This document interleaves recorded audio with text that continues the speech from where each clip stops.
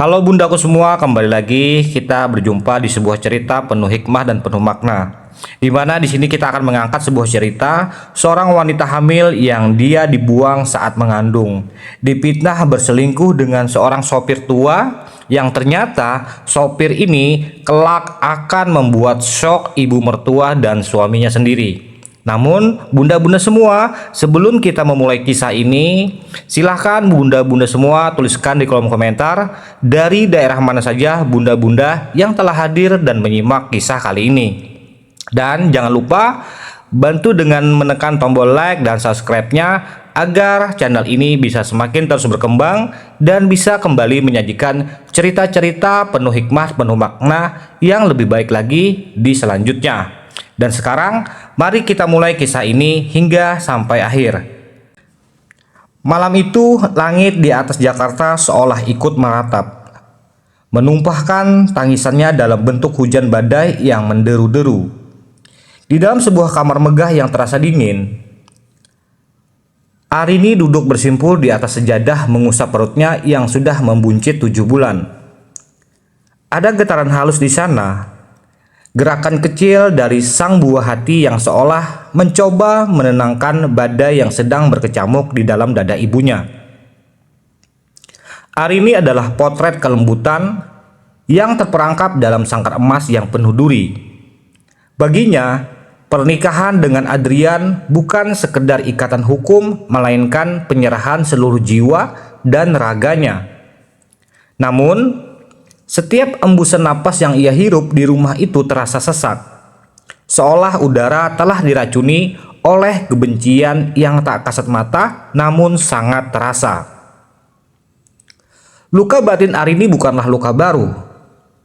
Sejak hari pertama ia menginjakkan kaki di rumah mewah keluarga Adrian sebagai seorang istri, ia sudah disambut oleh tembok es yang dibangun oleh Ibu Ratna, mertuanya. Bagi Ratna, Arini hanyalah wanita kelas menengah yang tidak memiliki nilai jual bagi martabat keluarganya. Arini seringkali harus menelan kata-kata pahit yang keluar dari bibir ibu mertuanya. Kata-kata yang membandingkannya dengan mantan kekasih Adrian yang merupakan anak pengusaha ternama. Namun, Arini tetap bertahan. Ia bertahan demi cintanya pada Adrian, pria yang dahulu berjanji akan menjadi pelindung terakhirnya.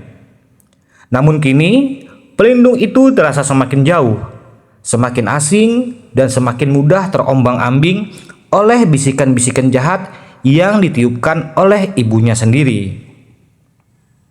Kehidupan Arini semakin sunyi ketika Adrian mulai tenggelam dalam ambisinya mengelola perusahaan yang sedang digoyang badai krisis. Di saat Arini membutuhkan sandaran karena beban kehamilannya, Adrian justru sering pulang larut malam dengan wajah kaku dan penuh kecurigaan.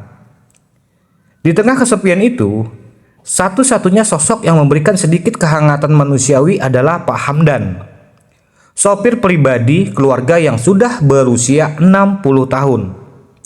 Pak Hamdan bukan sekedar pekerja bagi Arini. Ia adalah sosok ayah yang tidak pernah ia miliki dalam kesehariannya. Pria tua itu selalu sigap membawakan belanjaan Arini, memastikan Arini meminum vitaminnya, dan selalu siap sedia saat Arini tiba-tiba merasa mual atau lemas karena gejala preeklamsia yang mulai menghantuinya.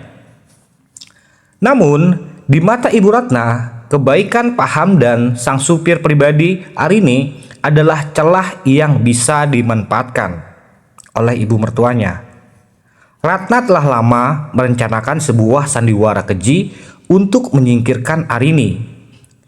Ia mulai menyebarkan racun di telinga Adrian, menyiratkan bahwa kedekatan Arini dan Pak Hamdan bukan sekedar hubungan majikan dan pelayan ataupun supir.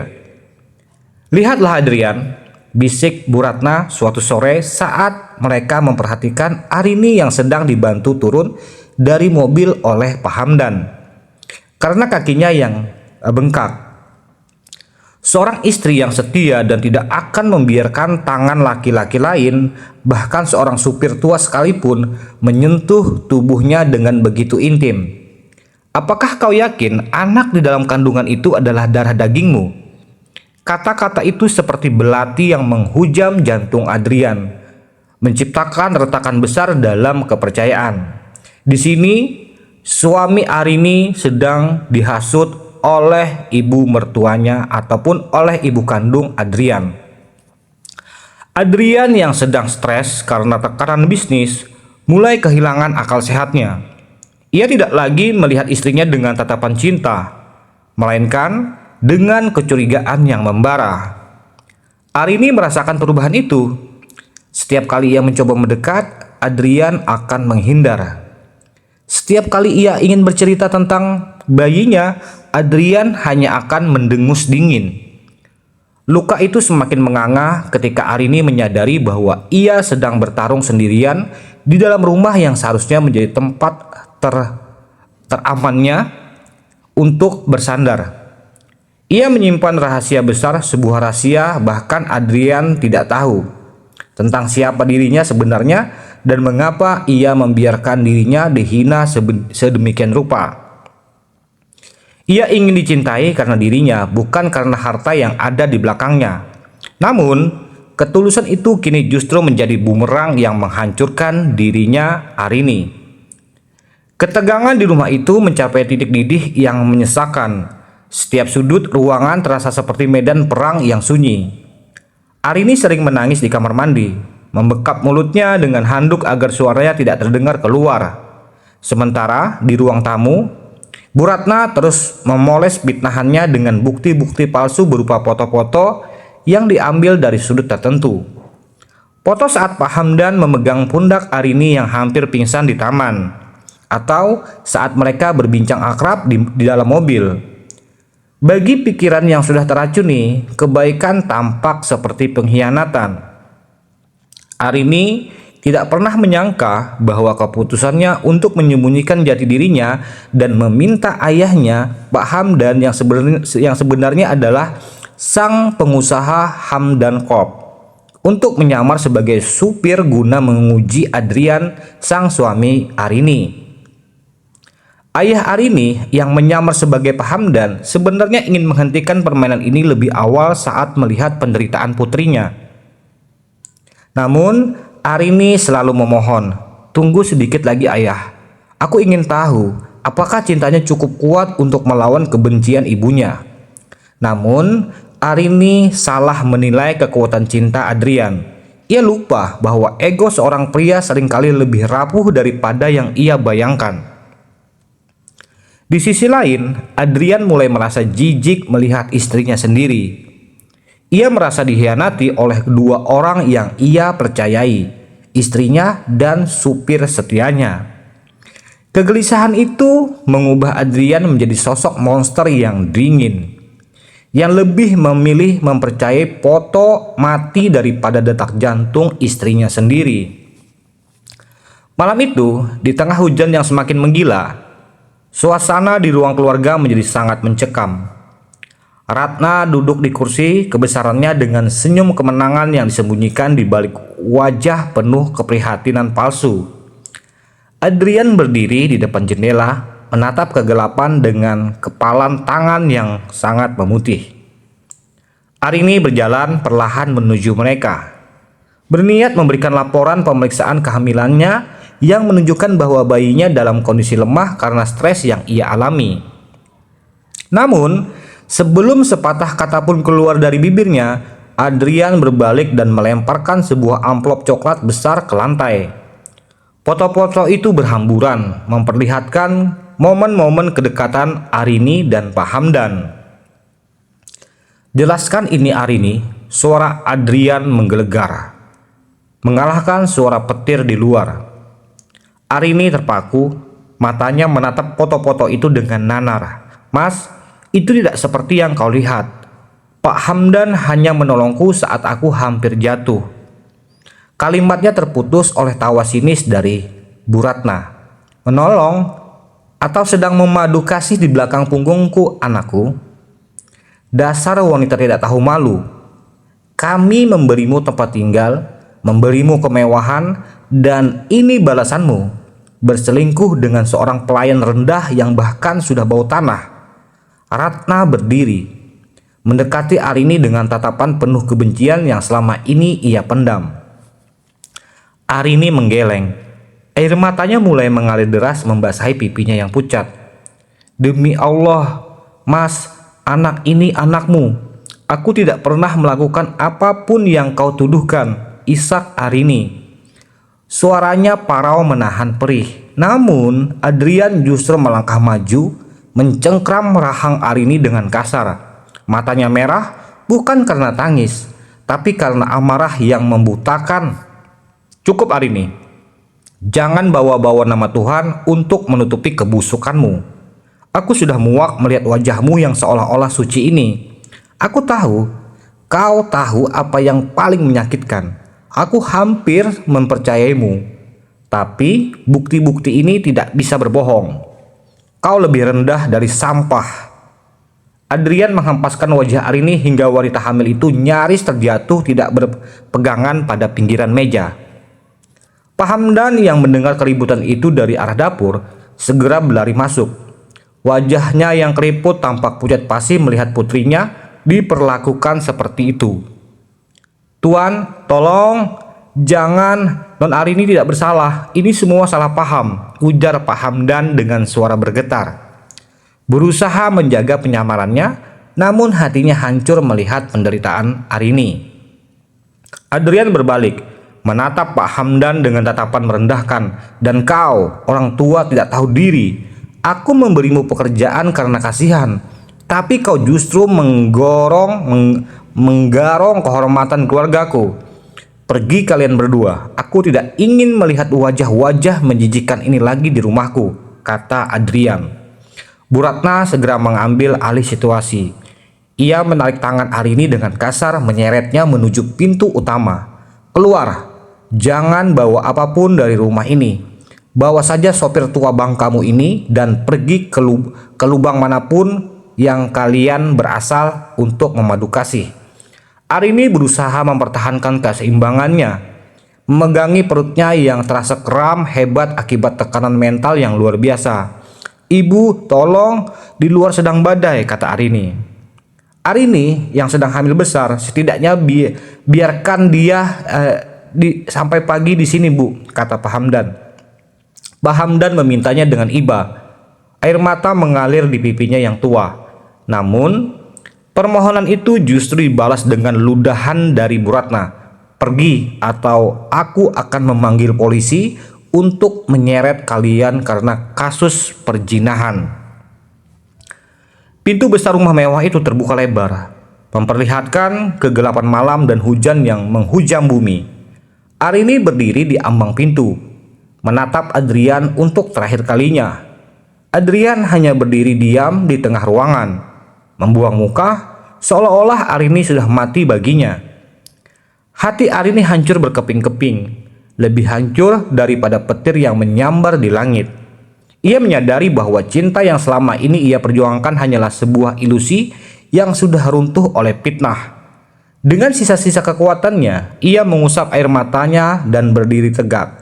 Meski tubuhnya menggigil kedinginan dan hatinya tersayat sembilu, harga dirinya sebagai seorang wanita dan seorang ibu bangkit. Mas Adrian, panggil Arini dengan suara yang tiba-tiba tenang namun sangat tajam, membuat Adrian sedikit menoleh. Malam ini, kau bukan hanya mengusir istrimu yang setia, tapi kau juga telah membuang keberuntungan terakhirmu.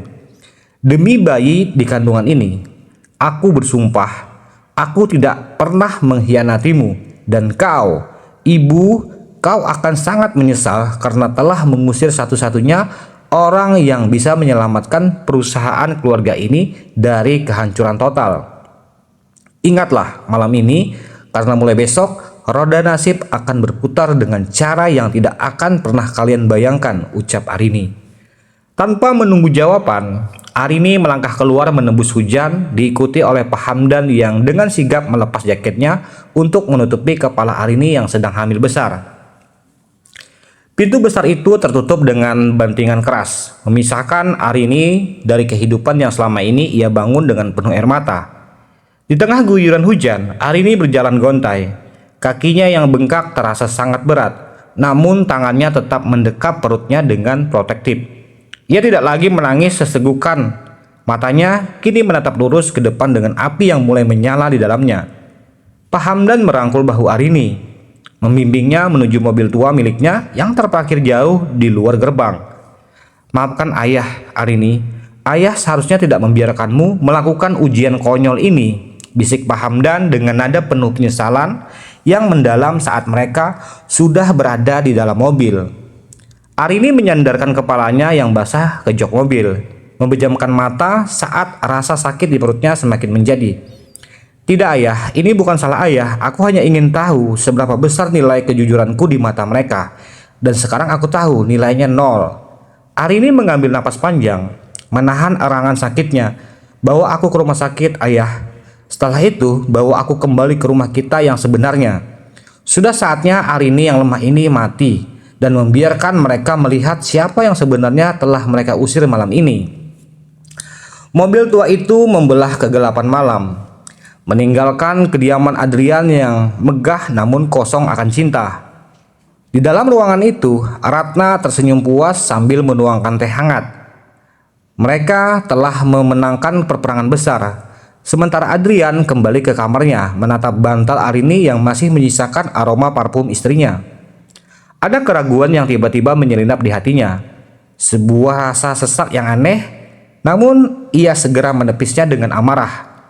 Ia tidak tahu bahwa saat itu ia baru saja menandatangani surat kebangkrutan bagi hidupnya sendiri.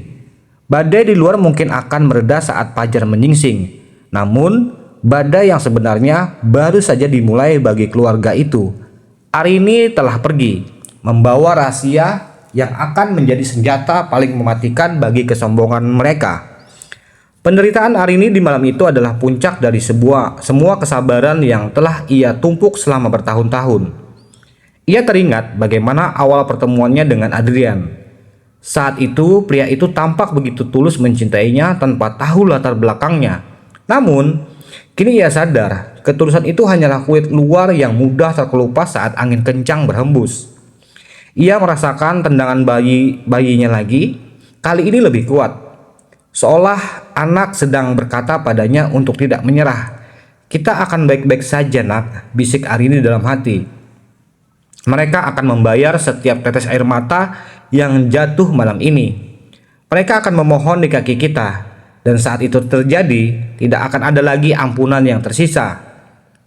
Sesampainya di rumah sakit, Arini segera dilarikan ke ruangan darurat. Pak Hamdan yang kini telah membuang aura sopirnya dan menunjukkan wibawa seorang pemimpin besar segera menghubungi sekretaris pribadinya melalui telepon rahasia. "Batalkan semua investasi ke perusahaan Adrian. Putuskan semua jalur kredit mereka mulai besok pagi. Dan satu lagi, siapkan pengamanan ketat di lantai ini. Jangan biarkan satupun anggota keluarga itu mendekati putriku." Suaranya yang tenang namun penuh otoritas menandai berakhirnya sandiwara panjang yang ia jalani demi sang putri. Kini harimau tua itu yang telah bangun dan siap menerkam siapapun yang telah menyakiti buah hatinya. Arini terbaring di ranjang rumah sakit dengan selang infus di tangannya. Ia menatap langit-langit kamar, membayangkan wajah Adrian saat mengetahui kebenaran nanti. Namun yang ia rasakan bukan lagi cinta, melainkan kekosongan yang dingin. Ia telah memberikan segalanya dan mereka membalasnya dengan penghinaan paling rendah yang bisa diterima seorang wanita hamil. Luka batin itu tidak akan pernah sembuh dengan kata maaf biasa. Ia tahu dari penderitaannya yang ini sudah ia rasakan akan membuat sesuatu yang sangat mengejutkan bagi ibu mertua dan suaminya. Malam semakin larut dan Arini akhirnya jatuh tertidur karena kelelahan yang luar biasa, baik fisik maupun batin. Di sampingnya, Pak Hamdan atau Bapak Hamdan Wijaya, sang konglomerat, terus menggenggam tangan putrinya, bersumpah dalam hati bahwa ia akan meruntuhkan kesombongan keluarga Adrian hingga tak tersisa satupun yang ada di tempat mereka. Badai di luar telah berganti menjadi gerimis tipis. Namun, dalam hati setiap orang yang terlibat, badai baru saja terbangun kekuatannya untuk menghancurkan apapun yang dilewatinya. Mentari pagi yang menyelinap di balik gorden tipis ruang VIP, rumah sakit tidak membawa kehangatan bagi Arini. Baginya, cahaya itu justru memperjelas sembab di matanya dan pucat di wajahnya. Di sampingnya, Pak Hamdan telah menanggalkan seragam sopir yang lusuh. Ia kini mengenakan kemeja sutra berwarna gelap yang memancarkan wibawa yang selama ini ia sembunyikan rapat-rapat. Arini menatap ayahnya dengan tatapan kosong. Tangannya masih setia mengusap perutnya yang sesekali menegang. Luka di hatinya bukan lagi sekedar sayatan, melainkan lubang menganga yang terus berdarah setiap kali bayangan wajah Adrian yang penuh kebencian melintas di benaknya. "Istirahatlah sayang, ayah sudah mengatur segalanya," bisik Pak Hamdan. Suaranya kini berat dan penuh kuasa, jauh dari suara gemetar pelayan yang memohon semalam. Arini hanya mengangguk lemah. Ia merasa seperti jiwa yang terlepas dari raga. Cinta pada Adrian yang ia bangun dengan batu bata kesetiaan kini telah rata dengan tanah, hancur oleh buldoser fitnah yang dikemudikan oleh ibu mertuanya sendiri. Di dalam benaknya, ia masih mendengar gema suara pintu yang dibanting semalam. Sebuah suara yang menandai kematian Arini yang lembut dan penurut. Sementara itu, di kediaman mewah Adrian, suasana justru jauh dari ketenangan. Adrian duduk di meja makan dengan perasaan gelisah yang tidak bisa ia jelaskan. Kopi di depannya sudah dingin, tak tersentuh. Di seberangnya Ibu Ratna tampak berseri-seri, seolah-olah beban besar baru saja terangkat dari pundaknya. "Makanlah Adrian, akhirnya rumah ini bersih dari benalu itu. Kau harus fokus sekarang, perusahaan sedang butuh perhatianmu," ujar Bu Ratna sambil mengoleskan selai roti dengan gerakan elegan yang angkuh. Adrian hanya diam. Matanya terpaku pada kursi kosong di sampingnya, tempat Arini biasanya duduk sambil tersenyum kecil menawarinya sarapan. Kegelisahan Adrian berubah menjadi kepanikan saat ponselnya bergetar hebat. Itu adalah telepon dari manajer keuangan. "Tuan Adrian, ini darurat. 3 investor utama kita tiba-tiba menarik dana mereka pagi ini tanpa alasan yang jelas. Dan yang lebih buruk, Hamdan Corp jelas. Seorang investor tunggal yang selama ini menyokong proyek gedung pencakar langit kita baru saja mengirimkan surat pemutusan kontrak kerjasama secara sepihak." Suara di seberang telepon itu gemetar, mengirimkan gelombang dingin ke sekujur tubuh Adrian. Wajahnya seketika pucat pasi. Hamdan Corp adalah jantung dari bisnisnya. Tanpa dukungan mereka, perusahaan Adrian hanyalah sebuah bangunan kartu yang menunggu angin untuk runtuh. Adrian bangkit dari kursinya hingga kursi itu terjungkal ke belakang. "Apa katamu? Hamdan Corp menarik diri? Itu tidak mungkin. Kita tidak punya masalah dengan mereka," teriak Adrian. Membuat Bu Ratna tersedak rotinya. Ratna ikut panik melihat ekspresi anaknya. "Ada apa Adrian? Apa yang terjadi?" Adrian tidak menjawab. Ia segera menyambar kunci mobilnya dan berlari keluar. Di kepalanya hanya ada satu tujuan, kantor pusat Hamdan Corp. Ia harus bertemu dengan pemiliknya, sosok misterius yang selama ini hanya berkomunikasi lewat perantara untuk memohon belas kasihan. Namun, di jalanan kenyataan pahit terus menghantamnya. Berita tentang goyahnya perusahaan Adrian menyebar seperti api di padang rumput kering. Saham mereka terjun bebas dalam hitungan jam. Di tengah kemacetan, Adrian melihat seorang wanita hamil berjalan di trotoar dan jantungnya berdegup kencang. Ia teringat istrinya Arini. Di mana istrinya itu sekarang? Apakah dia benar-benar bersama sopir tua itu? Rasa marah kembali membakar hatinya, menutupi rasa bersalah yang sempat mengintip. Ia meyakinkan dirinya bahwa semua kesialan ini adalah sial yang dibawa oleh istrinya Arini, sang istri pembawa aib. Sesampainya di gedung pencakar langit Pak Hamdan Corp, Adrian dihadang oleh barisan keamanan yang ketat. "Saya ingin bertemu dengan Tuan Hamdan Wijaya. Ini urusan hidup dan mati perusahaan saya," seru Adrian di lobi mewah yang dingin itu. Resepsionis hanya menatapnya dengan tatapan datar yang merendahkan. "Maaf, Tuan Adrian, perintah dari atasan kami sangat jelas. Anda dilarang menginjakkan kaki di gedung ini. Kerjasama telah berakhir dan tidak ada ruang untuk negosiasi." Dunia seolah runtuh di bawah kaki Adrian. Ia berteriak frustasi, namun para petugas keamanan segera menyeretnya keluar, membuangnya ke aspal seperti sampah, persis seperti cara ibunya membuang istrinya Arini semalam. Di rumah sakit, Arini mulai bangkit. Ia meminta ayahnya membawakan laptop dan dokumen-dokumen penting. "Ayah, aku ingin melihat semua laporan keuangan perusahaan Adrian," ujar Arini dengan suara dingin yang belum pernah didengar oleh Pak Hamdan sebelumnya. "Aku yang selama ini membantu Adrian menyusun strategi bisnisnya dari balik layar. Aku tahu setiap titik lemahnya. Jika mereka ingin bermain kotor dengan fitnah, aku akan bermain bersih dengan logika bisnis yang mematikan." Pak Hamdan tersenyum bangga. Meski hatinya pernah melihat putrinya harus tumbuh menjadi sekeras karang karena luka. Perperangan ini mulai meluas. Arini bukan hanya ingin menghancurkan bisnis Adrian, ia ingin menghancurkan mentalitas sombong ibu mertuanya, yaitu Ibu Ratna. Ia menginstruksikan ayahnya untuk membeli semua hutang-hutang pribadi Ratna di berbagai bank. Ia ingin memastikan bahwa saat perusahaan itu runtuh, tidak akan ada satu perhiasan pun yang tersisa di tubuh wanita yang telah meludahi kehormatannya. Arini bekerja dalam diam. Di sela-sela rasa sakit kontraksi palsu yang terus menyerangnya, setiap angka yang ia ketik adalah pembalasan dendam bagi setiap air mata yang jatuh di tengah hujan semalam. Hubungan antara mereka semua semakin beruncing saat Adrian pulang ke rumah dengan tangan hampa dan amarah yang meluap-luap. Ia menemukan ibunya sedang menangis karena kartu kreditnya tiba-tiba tidak bisa digunakan saat ia mencoba membeli tas mewah untuk menenangkan diri. "Ini semua gara-gara perempuan sial itu. Sejak dia masuk rumah ini, semuanya jadi kacau," teriak Bu Ratna histeris. Adrian menatap ibunya dengan tatapan kosong. "Ibu, kita hancur. Hamdan Corp memutuskan kita akan bangkrut dalam hitungan hari jika tidak mendapatkan tanda tangan pemiliknya." Di tengah kekacauan itu, Adrian menerima sebuah pesan singkat dari nomor yang tidak dikenal.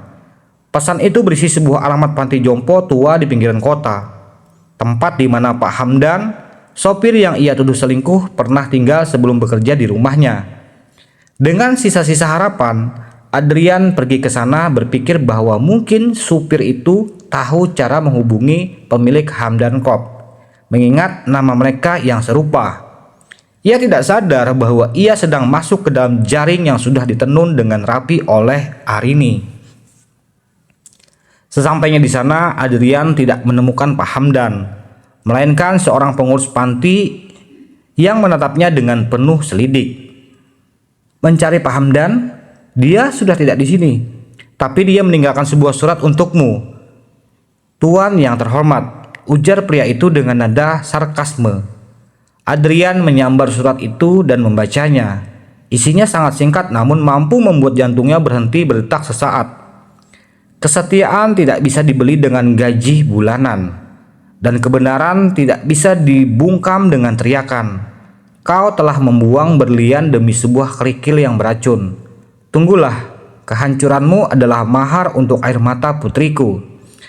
"Putriku?" gumam Adrian. Otaknya mencoba memproses kata-kata itu. Siapa putri Pak Hamdan? Apakah Arini? Tidak, itu tidak mungkin. Arini adalah anak yatim piatu yang ia temui di sebuah perpustakaan kota. Begitulah cerita yang Arini sampaikan semalam, ataupun selama ini.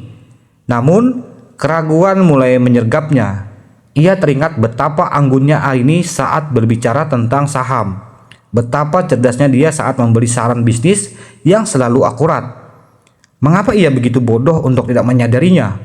Mengapa ia lebih memilih percaya pada foto-foto buram daripada wanita yang telah berbagi tempat tidur dengannya selama bertahun-tahun.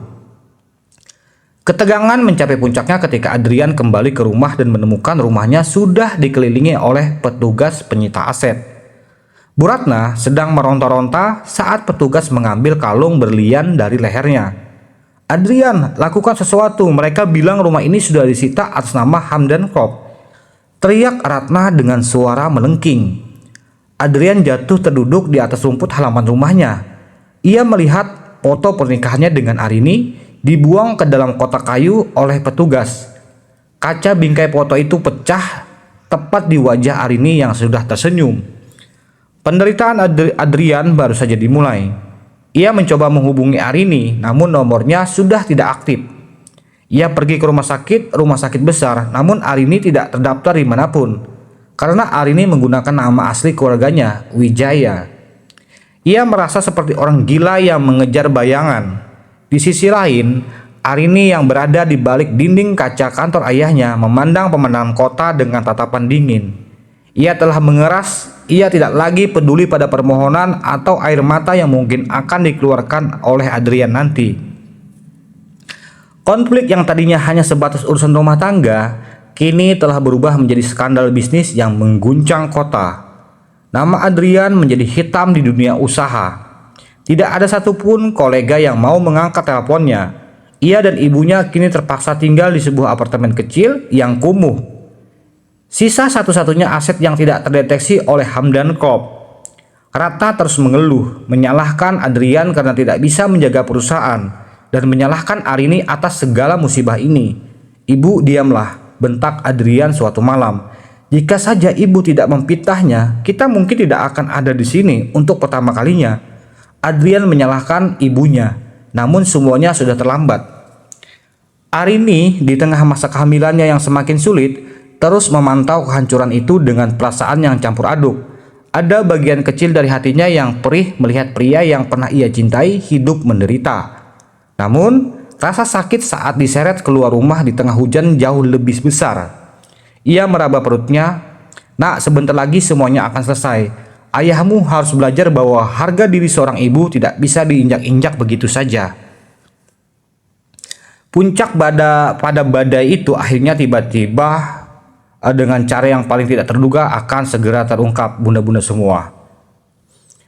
Puncak badai itu akhirnya tiba dengan cara yang paling tidak terduga, membawa letupan konflik yang mengguncang fondasi kehidupan setiap orang yang terlibat.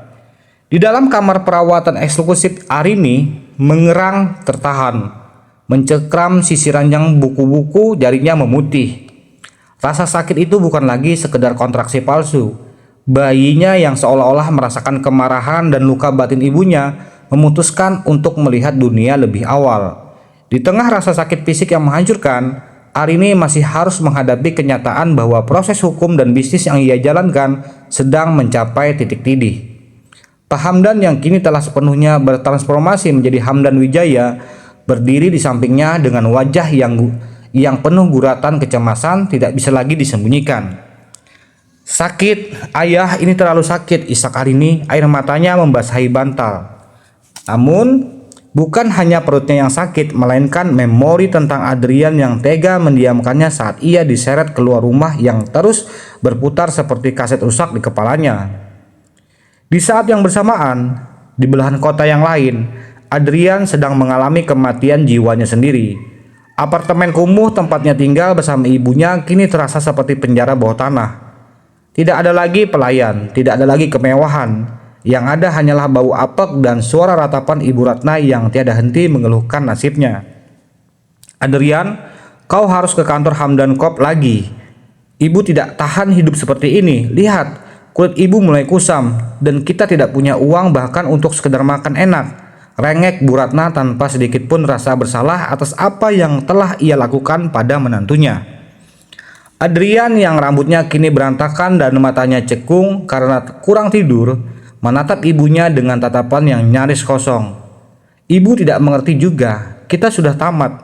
Hamdan Krop bukan hanya menarik investasi, mereka menutup semua akses hidup kita. Dan itu semua karena fitnah busuk yang ibu buat tentang Arini dan Pak Hamdan. Kenapa kau menyalahkan ibu? Kau sendiri yang percaya, kau sendiri yang membiarkan dia pergi balas Bu Ratna dengan suara yang melengking, memicu pertengkaran hebat yang menghancurkan sisa-sisa kedamaian mereka. Di tengah teriakan itu, sebuah surat resmi datang, bukan dari pengadilan agama, melainkan undangan pertemuan dari pemilik Hamdan Corp secara pribadi. Surat itu menyatakan bahwa pemilik Hamdan Corp bersedia memberikan satu kesempatan terakhir bagi Adrian untuk menyelamatkan aset keluarganya, asalkan ia datang sendiri ke alamat yang ditentukan. Adrian merasa ada sececah cahaya di tengah kegelapan. Tanpa mempedulikan penampilannya yang lusuh, ia meminjam motor tua milik tetangga dan memacu kendaraannya menembus kemacetan menuju sebuah gedung yang ternyata adalah rumah sakit swasta terbesar di kota itu. Ia bingung mengapa pertemuan bisnis dilakukan di rumah sakit. Namun, rasa putus asa mengalahkan logikanya. Saat ia melangkah masuk ke koridor lantai VIP, ia melihat barisan pria berjas hitam yang menjaga sebuah pintu kamar dengan sangat ketat. Di sana ia melihat sosok yang sangat ia kenal sedang berdiri membelakanginya, menatap keluar jendela. "Pak Hamdan," panggil Adrian dengan suara bergetar. Sosok pria tua itu berbalik. Namun, ia bukan lagi sopir yang membungkuk rendah hati. Pak Hamdan mengenakan jas yang harganya mungkin lebih mahal dari seluruh sisa harta Adrian. Tatapannya tajam, dingin, dan penuh otoritas. "Jangan panggil aku dengan nama itu, Tuan Adrian.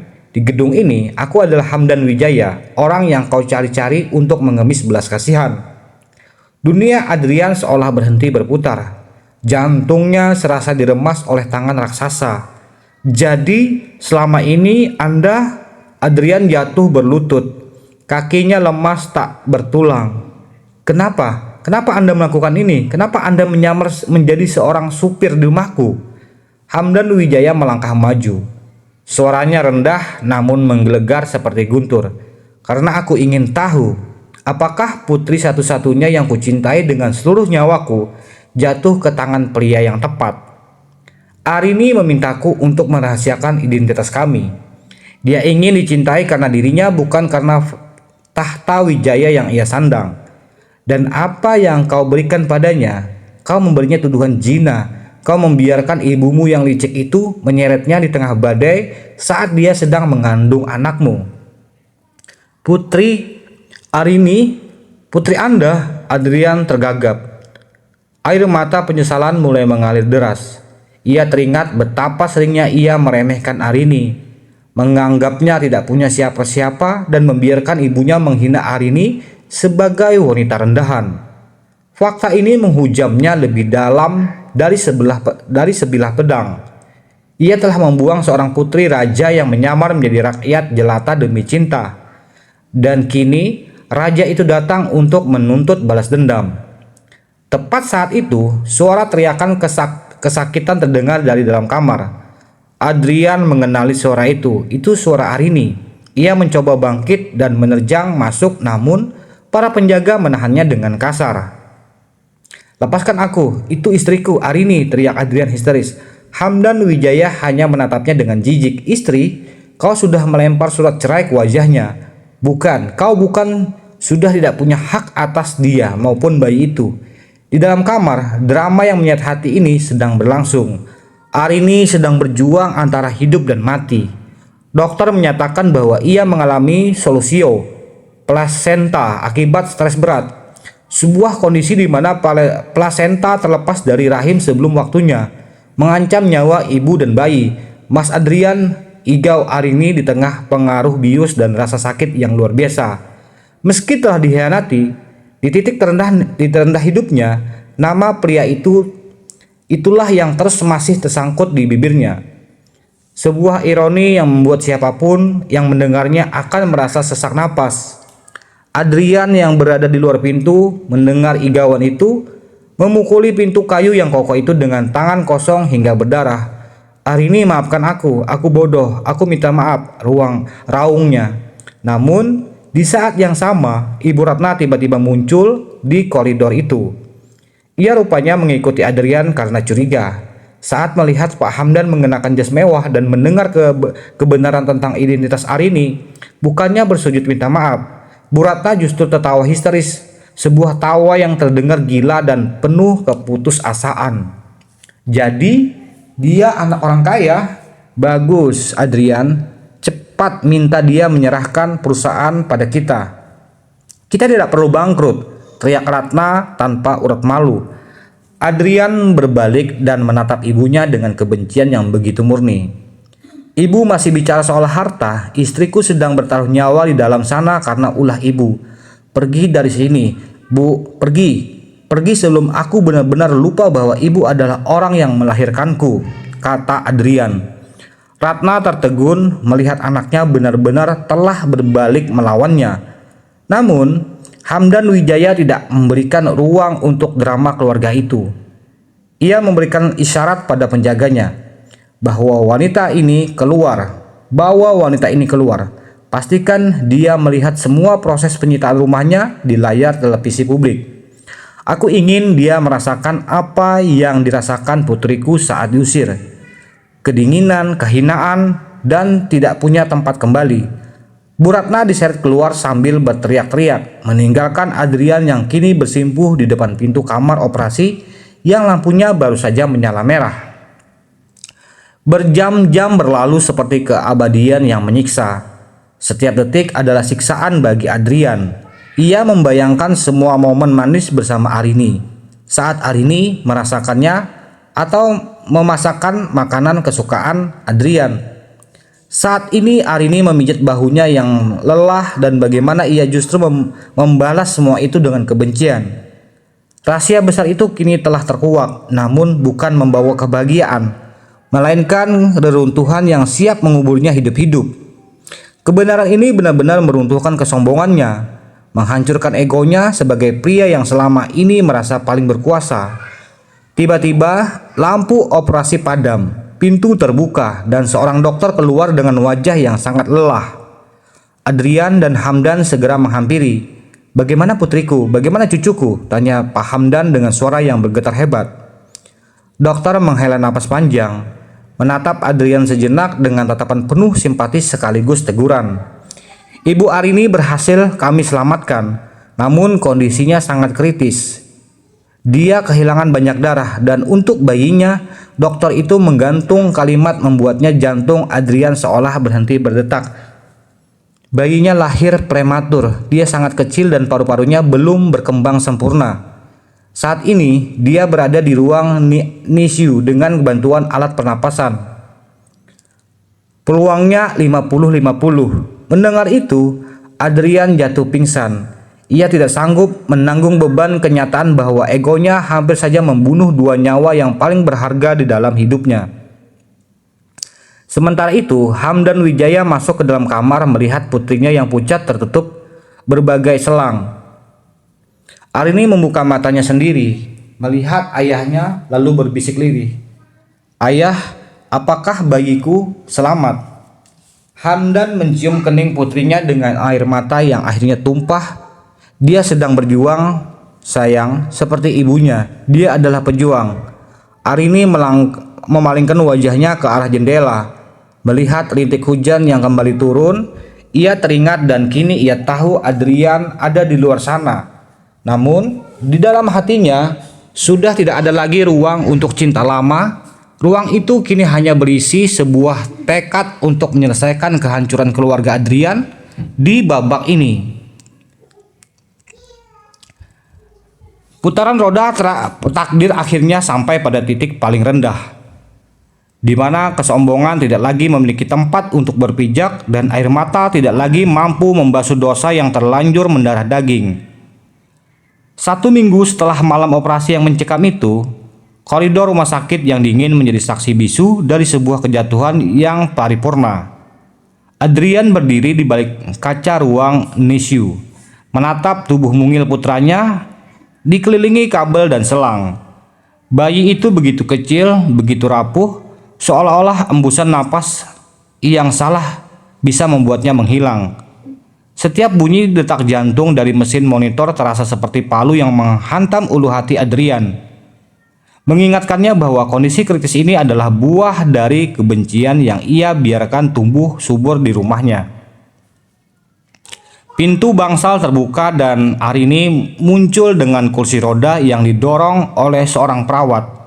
Wajahnya masih sepucat kapas.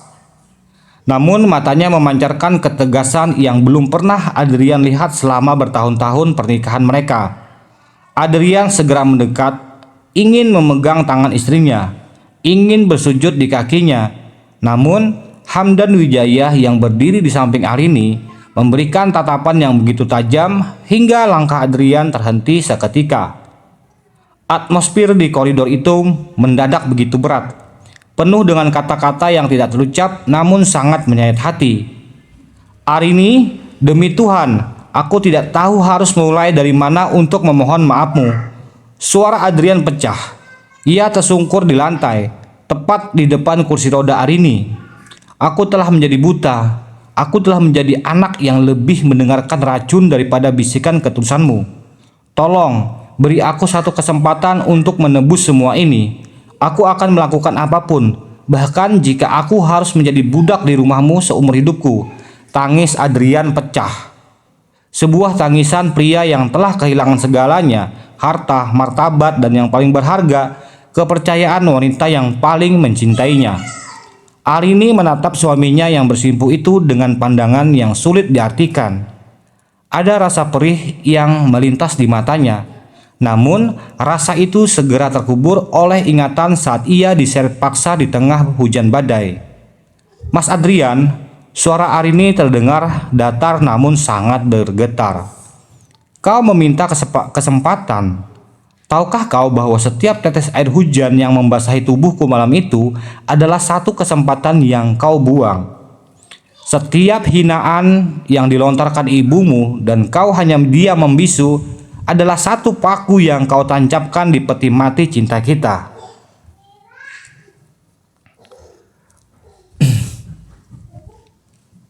Sekarang kau melihat bayi ini berjuang untuk bernapas dan kau baru sadar bahwa akan kesalahanmu. Itu bukan penyesalan, Mas. Itu adalah ketakutan karena kau baru menyadari bahwa aku adalah orang yang memegang kendali atas hidupmu.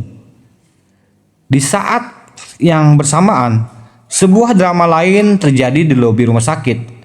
Ibu Ratna yang kini mengenakan pakaian lusuh yang tidak pernah membayangkan akan menyentuh kulitnya berusaha menerobos masuk. Ia berteriak-teriak memanggil nama Adrian, meminta uang untuk membayar utang-utang yang kini mengejarnya layaknya hantu. Namun, petugas keamanan Hamdan Corp menahannya tanpa ampun. Bu Ratna yang dulu begitu agung kini tampak seperti wanita tua yang kehilangan akal sehat. Ia melihat wajahnya di pantulan kaca lobi, wajah yang penuh kerutan, kemarahan, dan kesedihan. Dan ia menyadari bahwa kecantikannya yang ia banggakan tidak bisa lagi menolongnya dari kehancuran yang ia ciptakan sendiri. Hamdan Wijaya melangkah maju, mendekati Adrian yang masih bersimpuh. Ia melemparkan sebuah map berisi dokumen-dokumen penting. Ini adalah surat perceraian yang sudah ditandatangani Arini. Dan ini adalah dokumen pengalihan seluruh sisa-sisa asetmu kepada yayasan panti asuhan. Kau tidak lagi memiliki apapun. Adrian, rumahmu, mobilmu, bahkan nama baikmu sudah terkubur. Aku membiarkanmu melihat bayi ini hanya karena dia memiliki darahmu. Namun setelah hari ini, jika kau mencoba mendekati Arini ataupun cucuku, aku pastikan kau akan menghabiskan sisa hidupmu di balik jeruji besi atas tuduhan penelantaran istri hamil. Adrian membaca dokumen itu dengan tangan gemetar. Ia menatap Arini, mencari sececah belas kasihan, namun Arini hanya memalingkan wajahnya ke arah bayinya di dalam inkubator. Pergilah Mas, bisik Arini. Pergilah dan carilah ibumu. Dia adalah orang yang paling kau sayangi, bukan? Sekarang rasakanlah bagaimana rasanya hidup dalam kemiskinan dan kehinaan yang dulu selalu kalian tuduhkan kepadaku. Ini bukan pembalasan dendam, ini adalah keadilan yang tertunda. Aku sudah memaafkanmu di hadapan Tuhan agar hatiku tenang. Namun, aku tidak bisa melupakan apa yang telah kau lakukan. Kita sudah selesai. Adrian berdiri dengan lunglai. Ia menyadari bahwa tembok yang ia bangun antara dirinya dan Arini kini sudah terlalu tinggi untuk dipanjat.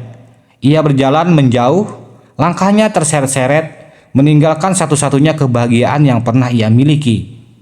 Di luar rumah sakit, ia menemukan ibunya sedang duduk di trotoar sambil menangis. Mereka berdua, yang dulu begitu sombong di atas tahta kemewahan, kini hanya dua jiwa yang terbuang, harus memulai hidup dari nol di tengah dunia yang tidak akan pernah memberi mereka apapun. Bulan-bulan berlalu, bayi Arini yang diberi nama Altab Wijaya tumbuh menjadi bayi yang sehat dan kuat melampaui ekspektasi medis. Arini kini memimpin Hamdan Corp bersama ayahnya menjadi sosok wanita pengusaha yang dihormati karena ketegasan dan kemuliaan hatinya. Namun, di balik semua kesuksesan itu, Arini sering duduk terdiam di taman rumahnya. Menatap hujan yang turun, ia belajar satu hal yang sangat berharga, bahwa harta bisa dicari, namun ketulusan adalah sesuatu yang jika sudah dihancurkan tidak akan pernah bisa kembali utuh.